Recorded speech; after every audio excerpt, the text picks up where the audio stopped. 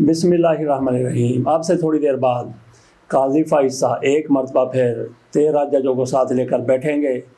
तहरीक इंसाफ की सुन्नी इत्तेहाद कौंसिल की खसूसी नशिस्तों के हवाले से केस की समाअत होगी। इस केस को 4 दिन के लिए काजी फ़ाइज़ साहब की तरफ से मौखर किया गया था। आज पीर को इस केस की समाअत हो रही है। तो कहा जा रहा है कि काजी फ़ाइज़ साहब को जब ये नज़र आया कि जजों की अक्सरियत दूसरी तरफ खड़ी हो गई है, यानी तहरीक इंसाफ को सुन्नी इत्तेहाद को सीटें देने के लिए तैयार है, जबकि काजी फ़ाइज़ साहब ऐसा नहीं चाहते कि अक्सरियत का फ़ैसला ये हो कि सुन्नी इत्तेहाद को तहरीक इंसाफ को सीटें मिल जाएं, या फिर ऐसा भी हो कि ये सीटें खाली रहें, मुस्लिम लीग नून और पीपल्स पार्टी वगैरह को ये सीटें ना मिलें। तो काजी फ़ाइज़ साहब ये चाहते हैं मुबैना तौर पर कि ये सीटें तहरीक इंसाफ को ना मिल सकें, जबकि ये सीटें मुस्लिम लीग नून को, पीपल्स पार्टी को मिल जाएं। बहुत से लोग ये कहते हैं, तजदीदगार कहते हैं कि काजी फ़ाइज़ साहब ने क्योंकि एक्सटेंशन लेनी है, इसलिए 2/3 अक्सरियत की इस हुकूमत को ज़रूरत होगी। काजी फ़ाइज़ साहब को कंट्रोल करने वालों को भी 2/3 अक्सरियत की ज़रूरत होगी, क्योंकि लोगों को यही दिखाना है कि आइन के मुताबिक, कानून के मुताबिक ये फ़ैसला हुआ है। जब काजी फ़ाइज़ साहब को ये पता चला कि मामला गड़बड़ है, सारे जज मेरे साथ नहीं खड़े, अक्सरियत मैं खो चुका हूँ, तो काजी फ़ाइज़ साहब की तरफ से 4 दिन के लिए इस केस को मौखर किया गया। हालांकि कहा जाता है कि अगर 1.5-2 घंटे और समाअत जारी रखी जाती तो ये केस कंक्लूड हो जाता, लेकिन काजी फ़ाइज़ साहब ने लॉबिंग करनी थी, एक जज को मिलना था, एक जज पर दबाव डालना था। काजी फ़ाइज़ साहब की तरफ से और उनको जो चलाने वाले हैं उनकी तरफ से 4 रातों में क्या कुछ किया गया होगा ये अल्लाह बेहतर जानता है। उन्होंने पूरी कोशिश की होगी, लेकिन उनकी सारी कोशिशें नाकाम बना दी। ये हैं जस्टिस अतर मिनल्ला साहब, उन्होंने जो इख्तलाफी नोट लिख दिया। इख्तलाफी नोट हमेशा फैसले के साथ आता है, लेकिन ये भी केस चल रहा है। जस्टिस अतर मिनल्ला की तरफ से अपने साथियों को बावर करवाने की कोशिश की गई कि मामला किस तरफ जा रहे हैं। उन्होंने अपने इस इख्तलाफी नोट में जो कुछ कहा वो आपके सामने रखते हैं, लेकिन उससे पहले थोड़ी सी बात कर लेते हैं। काजी फ़ाइज़ साहब ने जिस तरह से फैसल वावडा को और मुस्तफ़ा कमाल को सज़ा उनकी ख़त्म की, तौहीन अदालत का मुकदमा था। काजी फ़ाइज़ साहब ने इस मौके पर कहा कि मुझे ऐसा कोई मामला नहीं है, मैं तौहीन अदालत का केस नहीं चलाना चाहता, मेरे ख़िलाफ़ लोग क्या क्या बातें कर जाते हैं, मैं तो इस मामले से पीछे रहता हूं। लेकिन मेरे साथी जजों की तरफ से मेरे एक साथी जज ने इस हवाले से मामले की निशानदेही की थी, तो मुझे ये नोटिस लेना पड़ा, मुझे ये केस चलाना पड़ा। ये काजी फ़ाइज़ साहब की तरफ से कहा गया। तो इस पर और इसी दौरान काजी फ़ाइज़ साहब ने ये भी कहा था कि रऊफ़ हसन की जब बात हुई कि वो भी आपके बारे में बड़ी तौहीन में बातें करते हैं, काजी फ़ाइज़ ने कहा कि मुझे उसकी कोई परवाह नहीं है। लेकिन काजी साहब ने साथ ये भी कहा, पहले तो उन्होंने कहा कि ये कौन है रऊफ़ हसन, तो बताया गया कि फिर काजी साहब ने खुद ही कहा कि ये फवाद हसन फवाद के भाई हैं, उनको तो हमने एक केस में रिलीफ़ दिया था, गोया उनके भाई को रिलीफ़ दिया था, तो ये कैसे अदालत में आ गया। उन्होंने साथ कहा कि इनकी अपने भाई के साथ नहीं बनती, क्या इनको उससे तकलीफ़ है, मैंने जो फवाद हसन फवाद को रिलीफ़ दिया था। बहरहाल काजी फ़ाइज़ साहब ने जो कुछ कहा था, इसका जवाब भी अतर मिनल्ला साहब की तरफ से रजिस्ट्रार को लिखे गए ख़त में दिया गया है। तअसर दिया गया कि फैसल वावडा और मुस्तफ़ा कमाल के ख़िलाफ़ तौहीन अदालत की कार्रवाई का आगाज़ मेरी शिकायत पर किया गया। तौहीन अदालत की कार्रवाई चलाने के लिए कोई शिकायत दी, ना कोई राय। 2017 से मुझे तज़हीक आमेज़ मुहिम का सामना है। मेरे ख़िलाफ़ जिस कदर तज़हीक आमेज़ और झूठी मुहिम चलाई जाए, किसी के ख़िलाफ़ तौहीन अदालत की कार्रवाई चलाने की राय नहीं रखता। तौहीन अदालत की कार्रवाई के लिए कोई शिकायत दायर की, ना मुझसे कोई मुशावरत की गई। तौहीन अदालत के मामले पर मेरा मौक़िफ़ मेरे अदालती फ़ैसलों से वाज़ेह है। जस्टिस अतर ने सुन्नी इत्तेहाद कौंसिल के मखसूस नशिस्तों से मुतल्लिक़ केस में इजाफ़ी नोट में कहा है कि इलेक्शन कमीशन के दलाइल के बाद वोटर्स की अहमियत और हकूक़ पर असरात से मुतल्लिक़ सवालात उठ गए। इंतखाबी अमल की कानूनी हैसियत से मुतल्लिक़ सवालात जुड़े इजाफ़ी नोट में कहा गया कि वकील इलेक्शन कमीशन ने कहा कि एक सियासी जमात सुप्रीम कोर्ट के फ़ैसले की तशरीह की बुनियाद पर नाअहल हुई। बादियों नज़र में सुप्रीम कोर्ट के फ़ैसले की तशरीह गलत हुई। सुप्रीम कोर्ट फ़ैसले का मकसद किसी भी सियासी जमात को इंतखाबात से बाहर करना नहीं था। सुप्रीम कोर्ट फ़ैसले की गलत तशरीह से बड़ी सियासी जमात को इंतखाबी अमल से نکالا گیا۔ بڑی سیاسی جماعت کو انتخابی عمل سے نکال کر ووٹرز کو بنیادی حق سے محروم کر دیا گیا۔ انتخابات سے قبل، انتخابات کے دوران اور انتخابات کے بعد کیا کیا شکایات تھیں؟ الیکشن کمیشن مکمل ریکارڈ دے۔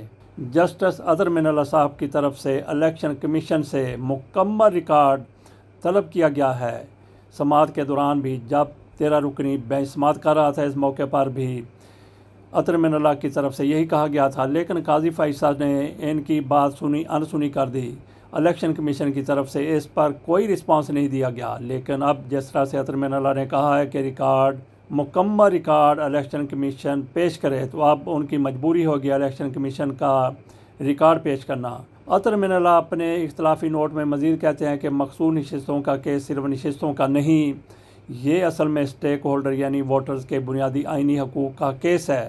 الیکشن کمیشن مطمئن کرے کہ عام انتخابات میں سب کو یکساں مواقع دے کر آئینی ذمہ داری پوری کی۔ مخصوص نشستوں کے کیس کا فیصلہ محض تکنیکی نقطہ نکال کر نہیں کیا جا سکتا۔ مخصوص نشستوں کا فیصلہ 8 فروری کے انتخابات کے تناظر میں کیا جا سکتا ہے۔ الیکشن کمیشن تحریری بیان دے کہ کیا پی ٹی آئی کو انتخابی عمل سے باہر رکھنا قانونی عمل تھا۔